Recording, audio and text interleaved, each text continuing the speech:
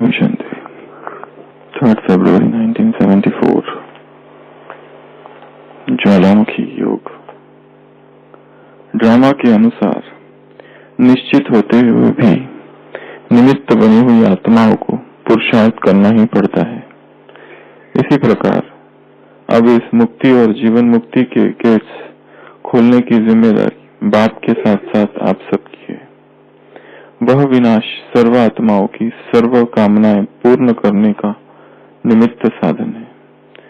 यह साधन आपकी साधना द्वारा पूरा होगा।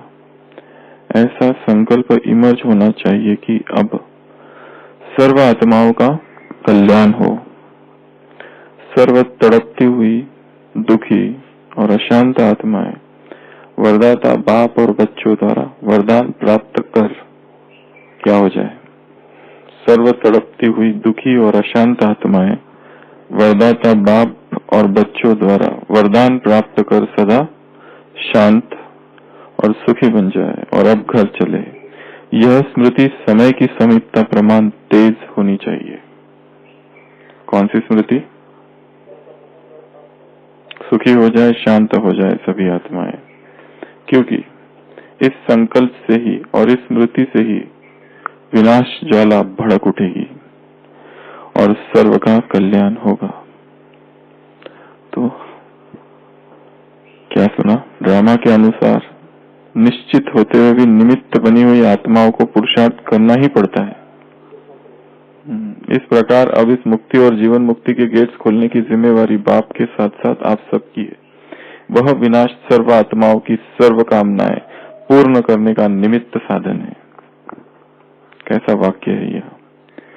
ये विनाश सर्व आत्माओं की सर्व कामनाएं, सर्व आत्माएं सर्व कामनाएं पूर्ण करने का निमित्त साधन। यह साधन किससे पूरा होगा? आपकी साधना से। ऐसा संकल्प इमर्ज होना चाहिए कि सर्व आत्माओं का कल्याण हो। सर्व तड़पती हुई दुखी अशांत आत्माएं वरदाता बाप और बच्चों द्वारा वरदान प्राप्त कर सदा शांत और सुखी बन जाए और अब घर चले।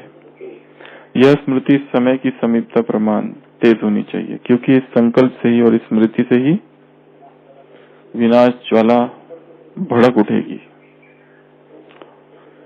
और सर्व का कल्याण होगा। विनाश और कल्याण कैसी विरोधाभासी चीजें है। संसार इसे नहीं मानता। संसार विरोध करता है ब्रह्मा कुमारीज का। कितनी सारी प्रिडिक्शन अब तक कर रखी है, ऐसा कहते हैं, और पूरी नहीं हुई है। ये लोग छिपाते हैं। सबसे पहला प्रिडिक्शन वर्ल्ड वॉर 2 नहीं हुआ विनाश। दूसरा प्रिडिक्शन 1950, तीसरा प्रिडिक्शन 1976, चौथा प्रिडिक्शन 1986, उसके बाद का 2000, पांचवा छठवां प्रिडिक्शन 2012, ऐसा लोग कहते हैं। और उसके बाद है फिर 2036, 7 प्रिडिक्शन है। ऐसा वो लोग आरोप लगाते हैं कि ये लोगों ने ऐसा ऐसा कहा। डिस्ट्रक्शन की थियरी, इनके पास डिस्ट्रक्शन की थियरी है और यूएन को धोखा दे रहे हैं। कहते हैं वर्ल्ड मैसेंजर, परंतु डिस्ट्रक्शन की थियरी को छिपा के रखते हैं वीआईपीज की सेवा करने के लिए। ये बताते हैं कि ये एफिलिएटेड है यूएन से। ऐसे आरोप है।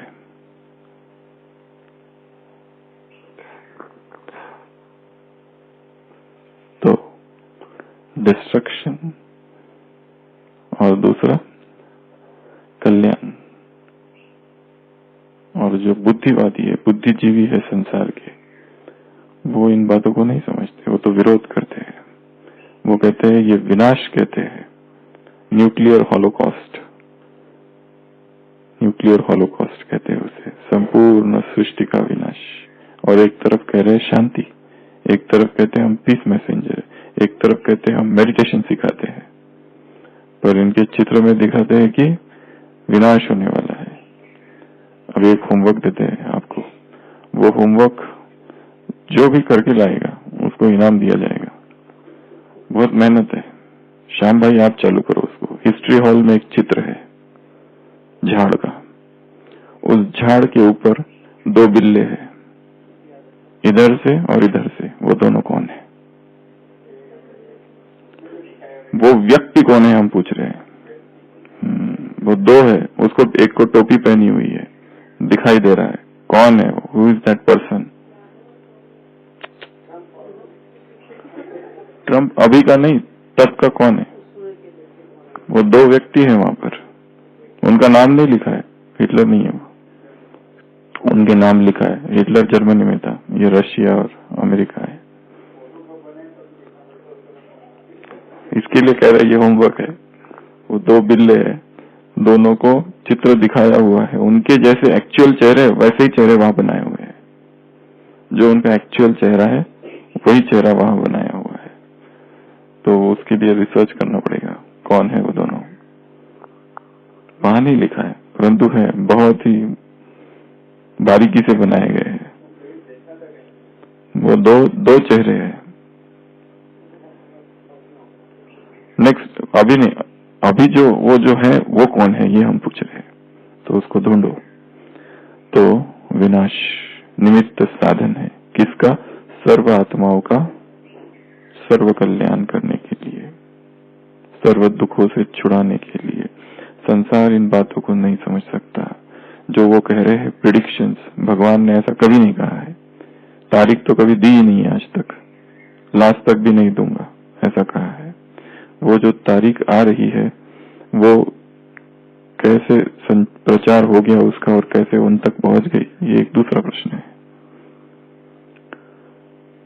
तो विनाश ज्वाला कब भड़क उठेगी? जब हमारे मन में ये संकल्प होगा कि विश्व की सर्व आत्माओं का कल्याण हो, सर्व तड़पती आत्मा को सुख और शांति मिले।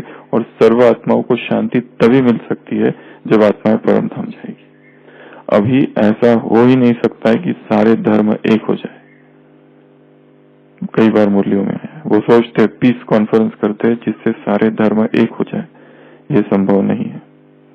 सर्व धर्म एक नहीं हो सकते। धर्म सत्ता, राज्य सत्ता और विज्ञान सत्ता एक नहीं हो सकती। सर्व सत्ता इंडिपेंडेंटली ऑपरेट कर रही है। एक एक सत्ता में भी मतभेद है, तो कोई भी एक नहीं हो सकता है। हर बार मुरलियों में आता है नहीं, क्रिश्चियंस जो है एक हो जाए, पर ये हो नहीं सकता, ड्रामा में नूंद ही नहीं है। इसके लिए विनाश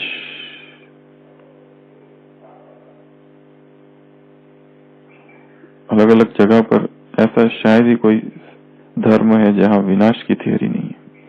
हर धर्म में कहीं ना कहीं विनाश के बारे में वर्णन है। थोड़ा थोड़ा तो वर्णन है ही कि ये जो सृष्टि है कलियुग की सृष्टि है।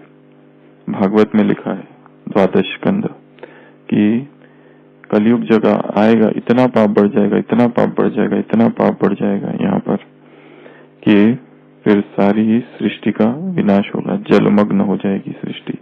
और फिर पत्ते पर वटस्य पत्रस्य श्री कृष्ण शयनम द्वारम बालम मुकुंदम शीर्षा नमामि, चित्र रखा था ना मंदिरों में, अंगूठा चूसते हुए एक पत्ते पर श्री कृष्ण।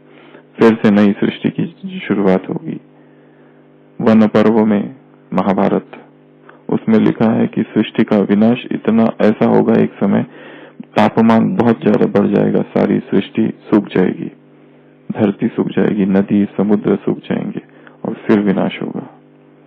अलग अलग स्थान पर विनाश की चर्चा है। बहुत सारी भविष्यवाणियां हैं जिन्होंने विनाश, नॉस्ट्रेडामस से लेके तो और कईयों ने भविष्यवाणियां कर रखी है। माया सभ्यता, उसकी एक भविष्यवाणी तो गई। तो ऐसी बहुत सारी विनाश की बातें हैं। परंतु बाबा ने यह भी कहा है कि ये जो विनाश है, जो अभी कहा, मुक्ति और जीवन मुक्ति का गेट खोलेगा। ये जो विनाश होगा, 4 प्रकार के विनाश बताए हैं शास्त्रों में। एक तो विनाश वो कि जिसमें सारा जीवन समाप्त हो जाएगा धरती का। दूसरा विनाश जिससे ये धरती ही नष्ट हो जाएगी। तीसरा विनाश, ये ग्रह, नक्षत्र, तारे सब नष्ट हो जाएंगे। और चौथा विनाश, सब कुछ नष्ट हो जाएगा, शून्य अवस्था आ जाएगी। ऐसे 4 प्रकार के विनाश शास्त्रों में दिखा है। और फिर उसके बाद जो कल्प जो बताया है, नया कल्प की शुरुआत, सतयुग कितने लाख, 17 लाख और उससे भी ज्यादा, और फिर द्वापर, त्रेता, वो भी उसकी गिनती बहुत लाखों में है, एक लाखों में गिनती है। वो सब चक्र चालू होगा। तो चलो दूसरी बात है, परंतु ये विनाश की चर्चा सभी धर्मों में है। एक तो विनाश होगा, और यहाँ तक भी लिखा है कि विनाश के बाद, एक जगह हम पढ़ रहे थे, बहुत अच्छी चीज एक बाइबल में एक जगह लिखी हुई है कि क्या होगा, कैसा होगा। For yet a little while and the wicket shall not be, ये thou shalt diligently consider his place, and it shall not be. But the meek shall inherit the earth, and shall delight themselves in the abundance of peace. ये king James version Bible क्या साम number 37 में लिखा हुआ है कि थोड़े दिन के बीतने के बाद जो दुष्ट लोग हैं वो रहेंगे ही नहीं इस धरती पर। थोड़ा समय है बस, फॉर येट अ वाइल, कुछ समय के बाद दुष्ट विकेट शैल नॉट बी। तुम चाहोगे, तुम अपने स्थान पर भली भांति देखने पर भी उनको नहीं पाओगे, उनको ढूंढोगे पर वो नहीं मिलेंगे। The wicket shall not be, जो भी दुष्ट है वो सब नष्ट हो जाएंगे। और क्या होगा, but the meek shall inherit the earth, और नम्र लोग जो है वो धरती के अधिकारी होंगे।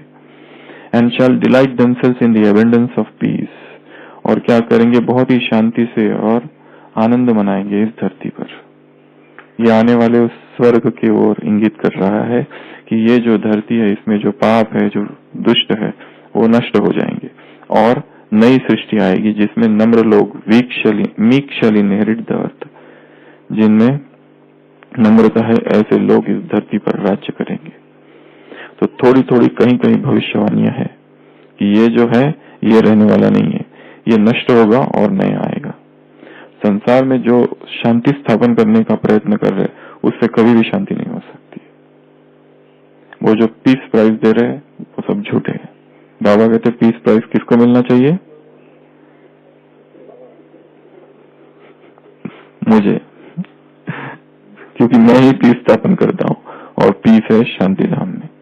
यहाँ पीस नहीं है, और यहाँ अगर पीस चाहिए तो सब आत्माओं को देह को छोड़कर ऊपर जाना पड़ेगा, और ये कार्य हमारा है।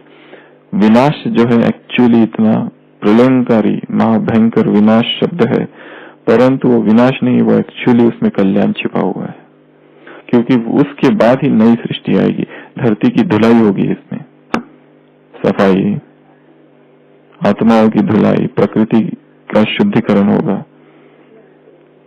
प्रकृति का परिष्कार, पर्यावरण का परिष्कार अर्थात प्यूरिफिकेशन, शुद्धि, परगेशन। ये प्रोसेस जो है, इसके लिए सारे तत्वों को उथल पुथल होना पड़ेगा, क्योंकि तत्व ही तमो प्रधान है। इसके लिए हमें क्या करना है? ये तो हुई विनाश की बात है। बाबा कह रहे ड्रामा के अनुसार निश्चिंत होते हुए भी निमित्त बनी हुई आत्माओं को पुरुषार्थ करना ही पड़ेगा।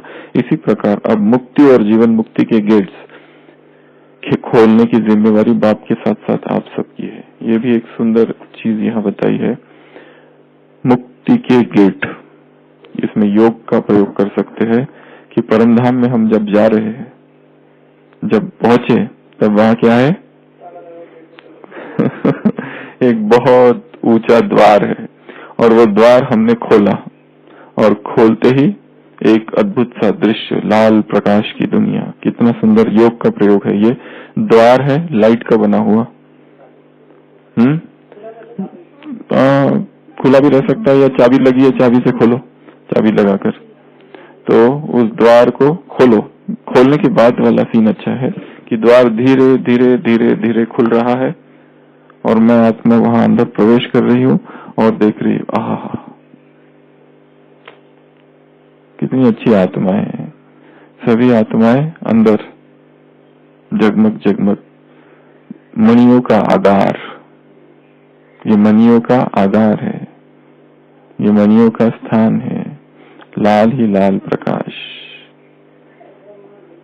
डेपो, बस डेपो होता है, तो ये मणियों का आधार है, स्टोर हाउस है, वहां सारी गाड़ी आके रुकी है, सारी आत्मा गाड़ी, आत्मा रूपी गाड़ी। तो ऐसा ये मणियों का आगार, उसके अंदर प्रवेश करना है और वहां कुछ समय बिताना है। फिर तो मुक्ति का गेट, फिर वहां से निकले नीचे दूसरा गेट, नहीं धरती पर जीवन मुक्ति का गेट, स्वर्ग का गेट, फिर वो गेट खोलना। वो गीत है ना, तो जितने वीडियो गीत आते हैं उसमें दिखाते हैं ऐसे गेट खुल रहा है और अंदर स्वर्ग।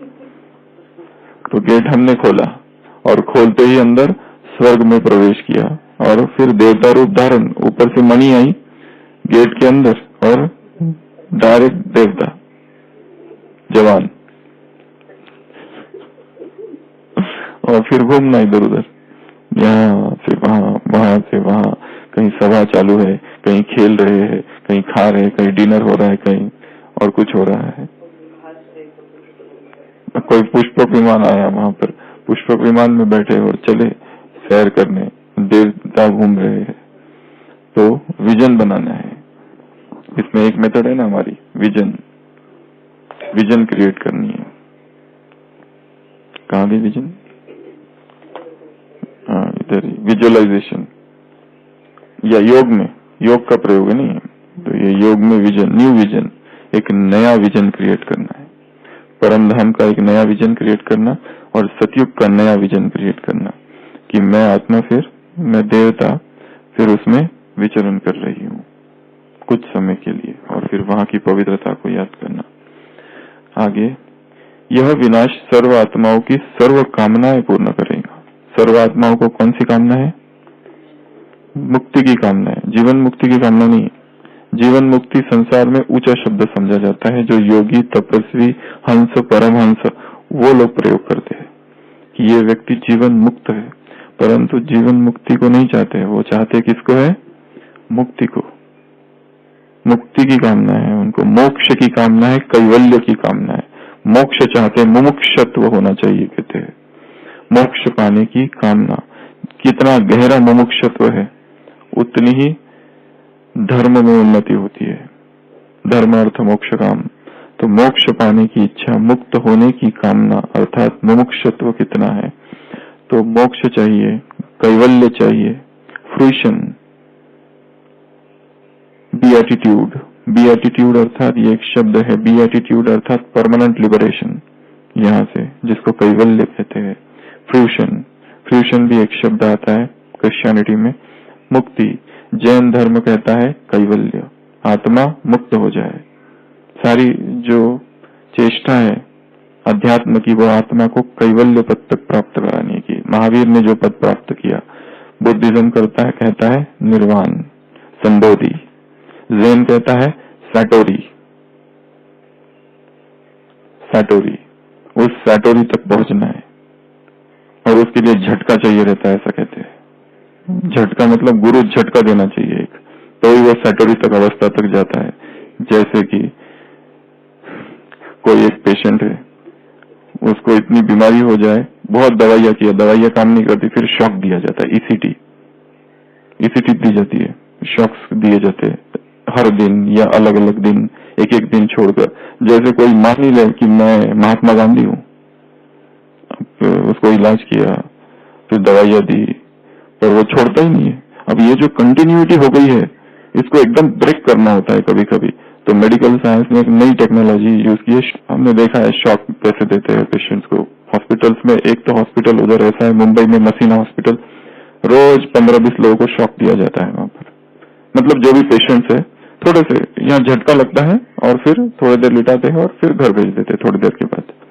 तो वो शॉक ट्रीटमेंट कंटिन्यूटी, ये जो एक ही चल रहा है विचार, छूट ही नहीं पा रही आत्मा उससे, ऑब्सेशन हो गया है जैसे, वो एक संकल्प से तो शॉक दिया जाता है। तो वैसे चेतना को भी ऐसा शॉक चाहिए कभी कभी। एक ही भाव में स्थित है, डिप्रेशन तो डिप्रेशन ही डिप्रेशन, साइकोसिस तो साइकोसिस, न्यूरोसिस, ये जो साइकेट्रिक प्रॉब्लम्स होते हैं, वैसे यहाँ पर जो कहते हैं सदगुरु जो होता है शॉक देता है, वैसा शॉक नहीं, वो दूसरा शॉक, अलग शॉक दिखता है। जैसे जैन मास्टर बोकोजू, तो बोकोजू ने लिखा है अपने जीवन में कि मैं जब गुरु के पास गया और गुरु को कहा कि मुझे ज्ञान दो, सीखना है, गुरु ने कहा चल, ऊपर लेके गया खिड़की पर और वहां से ढकेल दिया नीचे और बोला सुनो कैसी रही। तो बहुत बड़ी चोट आई उसको। तो वो डंडा मारता है ऐसे यहाँ पर। उसके डंडे मारने के पीछे लोगों को लगता है कितना निष्ठुर और कठोर है, पर वो डंडे मारने के पीछे राज होता है उसका। वो कंटिन्यूम जो चल रहा है ना, मैं देह हूँ या जो भी है, उसको धड़ से डंडा मार के वो सीधा करता है। शॉक है वो, ईसीडी है। तो कहाँ थे हम? शॉक के पहले कहाँ थे? मुक्ति पर थे। मुक्ति के अलग अलग नाम, हर धर्म में अलग अलग। तो आत्माओं को चाहना किसकी है? मुक्ति की, लिबरेशन की, कंप्लीट इंडिपेंडेंस। तो परम धाम में एक प्रयोग ये भी कर सकते हैं, विजन कहो, योग कहो कि मैं आत्मा मुक्ति धाम में हूं। एक संकल्प, मैं मुक्त हूं, संपूर्ण मुक्त हो चुकी हूं। मैं आत्मा मोक्ष धाम में हूं। वो जो जन्म जन्म की मोक्ष की कामना थी ना, वो यहाँ पूरी हो गई। मैं आत्मा कैवल्य पद को प्राप्त हो चुकी हूँ। किसी धर्म में, जैन धर्म में होंगे, किसी जन्म में कैवल्य की कामना थी। मैं आत्मा निर्वाण में हूँ, निर्वाण पद मुझे प्राप्त हो चुका है।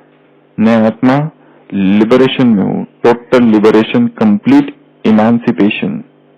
कंप्लीट इमांसिपेशन जिसको कहते हैं, complete beatitude, complete bliss, complete fruition. ये अलग अलग शब्द है मुक्ति के लिए कि हर धर्म ने कहा है कि आत्मा मुक्त होगी। तो मैं वहां हूं। ये जगह कौन सी है? Land of liberation. ये जगह कौन सी है? मुक्ति धाम, निर्वाण धाम, कैवल्य धाम, मोक्ष धाम। अलग अलग शब्दों के साथ उस स्थान पर स्थित रहना और अनुभव करना कंप्लीट मुक्ति की। दुख और अशांति से छूट चुकी हूँ, तो मुक्ति, संपूर्ण मुक्त हूँ। बहुत अच्छा प्रयोग है। पहले तो गेट खोला, गेट खोलते ही अंदर, और अंदर नहीं, गेट क्यों बंद करना है कि मैं अंदर हूँ और मुक्ति का अनुभव कर रही हूँ। तो ये एक प्रयोग करना है सूक्ष्म वतन में, ठीक है। ये एक। दूसरा, सॉरी, परमधाम में दूसरा, बुद्धिज्म के दो भागों में विभाजित है। बुद्धिज्म एक है महायान, एक है हीनायान। तो Mahayana Buddhism, Hinayana Buddhism. Mahayana Buddhism में कहानी है कि जिसमें लिखा हुआ है महायान बुद्धिज्म कि महात्मा बुद्ध जो है उन्होंने शरीर छोड़ा और निर्वाण धाम में पहुंचे। द्वारपाल खड़ा है, कहता है आओ, आपका स्वागत है। महात्मा बुद्ध कहते हैं मैं नहीं आऊंगा।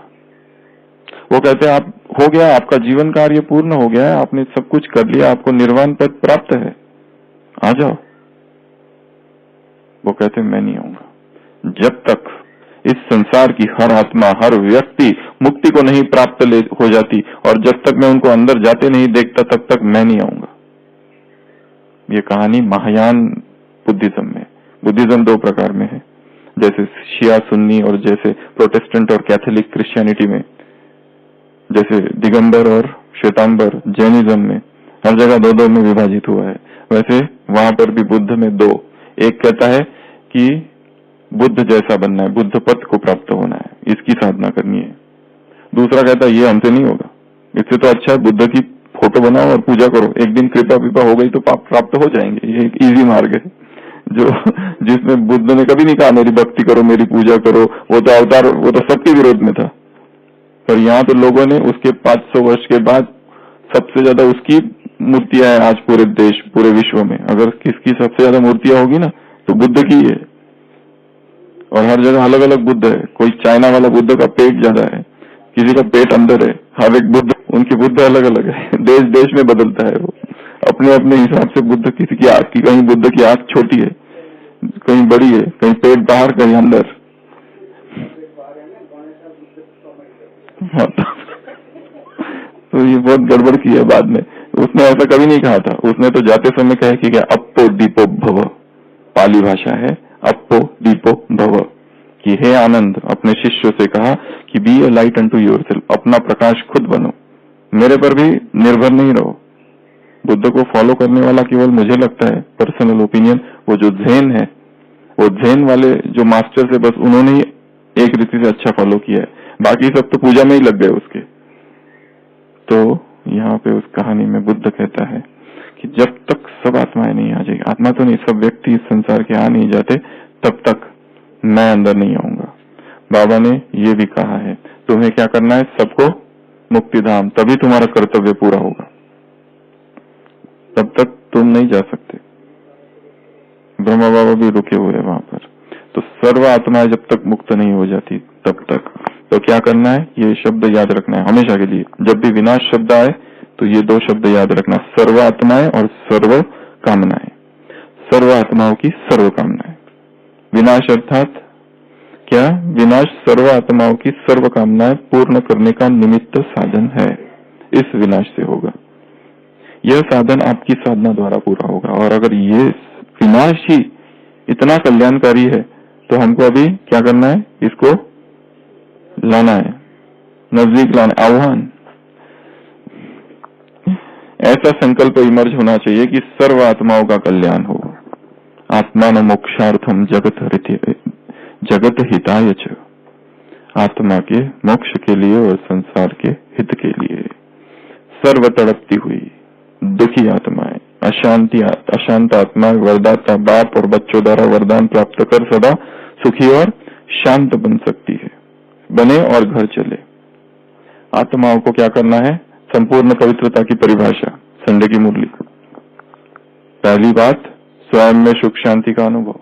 दूसरी बात, दूसरों पर प्रभाव और दूसरों को अनुभव सुख का और शांति का। और तीसरा, प्रकृति, पहले व्यक्ति फिर प्रकृति, और दूसरी आत्माओं को सुख शांति का अनुभव हो, वो नहीं हो रहा है, उसके 3 कारण बताए थे। कौन कौन से? सबसे पहला तो कमजोरी और अशुद्धि को क्या कर लिया है, धारण कर लिया है। उसकी कमजोरी को चित्त पर रखा हुआ है, तो उसको सुख शांति का अनुभव नहीं कराया जा सकता है कमजोरी, परंतु हमने अगर चित्त पर रखा है, धारण ही कर लिया है, पकड़ ही लिया है, एब्जॉर्ब कर लिया, इम्बाइब करके रखा है, तो उसका कल्याण नहीं कर सकते। एक। दूसरा, कल रात में बताया था, दूसरा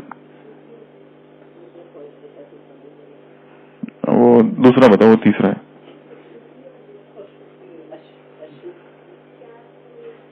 उस आत्मा के लिए व्यर्थ और अशुद्ध भाव, उस आत्मा के लिए व्यर्थ और अशुद्ध भाव, उस आत्मा के लिए अशुद्ध भाव है, मन में घृणा है, अशुद्ध भाव है, उस आत्मा के लिए व्यर्थ भाव है। ये इनको हम जानते हैं, मुश्किल है इनका कल्याण। किसी आत्मा के लिए किसी को शापित करना है, ये कितने जन्म के लिए जस्टिस है, जन्म जन्म की तकदीर, ऐसा कह देना, स्टैंप लगाना है यहाँ कि तुम्हारा कल्याण नहीं हो सकता। हाँ, तुम कभी बदल नहीं सकते, स्टैंप यहाँ स्टैंप लगा के हमने रखा है।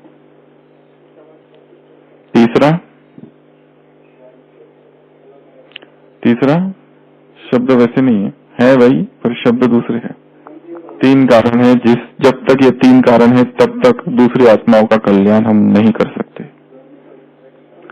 पवित्रता के परसेंटेज की कमी, आगे बोला है बाबा ने, कहीं 16 कला परसेंटेज की बात रही थी। वो 16 कला जो है वो सतयुग की 16 कला है और 14 कला नहीं, पवित्रता की 16 कला और पवित्रता की 14 कला, ये बात थी। वो राज है बहुत बड़ा, पवित्रता की 16 कला और पवित्रता की एक लाइट, एक सर्च लाइट।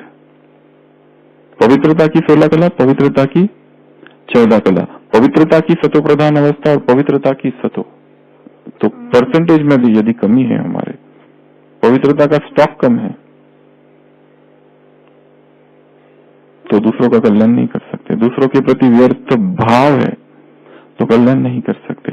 दूसरों के प्रति, दूसरों की कमजोरी को हमने धारण कर रखा है, वो दोष देखता है और हम उसकी चर्चा करते हैं कि वो दूसरों का दोष देखता है। हमने एक व्हाट्सएप पे इधर जो क्लास करा था, एक भाई हमको मिला, वो कहता है कि वो क्लास जब सुना तो ऐसा धक्का लगा हमको, क्योंकि अमृत वेले के बाद 20 मिनट हमारा एक ही काम था रोज, फॉरवर्ड हैप्पी अमृत वेला, ये अमृत वेला, वो अमृत वेला, ऐसे वैसे। तो वो जब सुना तो बंद कर दिया। कमजोरी को धारण कर रखा है और हमको यही नहीं पता कि ये किसी और की कमजोरी है, मेरी है। ये मेरा वास्तविक स्वरूप नहीं, उसके संपर्क में आने से उसके संग का रंग लगा हुआ है। वो कलर ऐसा लगता है जैसे दो कलर जब मिक्स हो जाते हैं, वो जो ट्रांजिशन फेज है, पता चलता है क्या? पता ही नहीं चलता है। जैसे यहाँ ले लो, ये कब कौन सा कलर, ये कलर कब पूरा हुआ और ये कब चालू हुआ, पता चल रहा है? दो कलर के बीच का ये जो है, तो ये दूसरा व्यक्ति, ये हम साथ साथ रह रहे हैं, तो उसका स्वभाव इधर का इधर कब आ गया पता नहीं चलता है। जैसे शब्द जो होते हैं ना, भाषा, जो दूसरा जैसा बोलता है ना वैसे हम बोलना चालू कर देते हैं। टोन, उसकी जो टोन होती है वो उधर से इधर आ जाती है और इधर की उधर चली जाती है, कब जाती है पता नहीं चलता है। उसी तरह कमजोरी, उसके साथ रहते हुए उसकी कमजोरी धीरे धीरे धीरे धीरे हम अंदर ही अंदर धारण कर लेते, धीरे धीरे, लेयर्स बाय लेयर, धीमी गति से, उत्तरोत्तर, हिंदी में कहते हैं उत्तरोत्तर, धीरे धीरे, मोर एंड मोर, ज्यादा से ज्यादा धीरे धीरे धारण करके रखते हैं। फिर तो जब तक कमी धारण की हुई है तो कल्याण नहीं कर सकते, जब कब उस आत्मा के प्रति श्रेष्ठ भाव नहीं है। सूरज भाई जी ने एक बार अनुभव सुनाया था कि बहुत पहले जब वो यहाँ आए थे तो एक आत्मा थी, उसमें इतनी पुरुषार्थी नहीं थी और उसमें बहुत सारे दोष भी थे।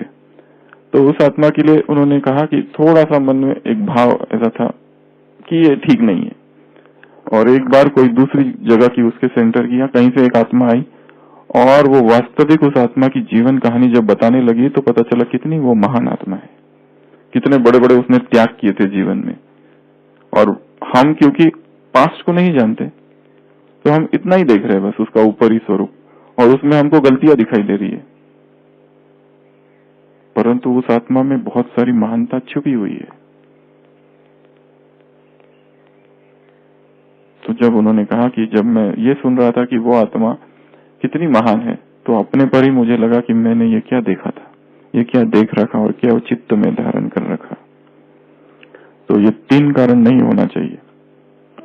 पवित्रता की परसेंटेज कम है, उसको बढ़ाना है। सारा पुरुषार्थ पवित्रता को बढ़ाने के लिए करना है, ठीक है ना? तो यह स्मृति समय की समीपता समेत प्रमाण तेज होनी चाहिए, क्योंकि इस संकल्प से ही और स्मृति से ही विनाश वाला भड़क उठेगी और सर्व आत्माओं का कल्याण होगा। तो आज ये जो ड्रिल निकाली है यहाँ से परमधाम की और सतयुग की, ये एक, दूसरा सर्व आत्माओं के प्रति कल्याण की भावना, इसको चेक करना है कि किस किस आत्मा के प्रति हमारे मन में व्यर्थ भाव है या शुद्ध भाव है। कई आत्माओं को हमने आगे आगे करते हुए देखा है, तो उनके प्रति है कि ये ऐसी करती है, ये है ही ऐसी। एक भाई तो हमको बोल रहे थे ये लोग भर्ती ब्रह्मा कुमारी में इसलिए हुए आगे आगे करने के लिए, बड़ों के आगे आगे स्टेज वगैरह वगैरह कैमरा, लाइमलाइट, वीडियो, उसमें आने के लिए, दिखने के लिए। तो ये हम सूक्ष्म रूप से व्यर्थ भाव धारण किए हुए, उसको उससे मुक्त होना है। ओम शांति।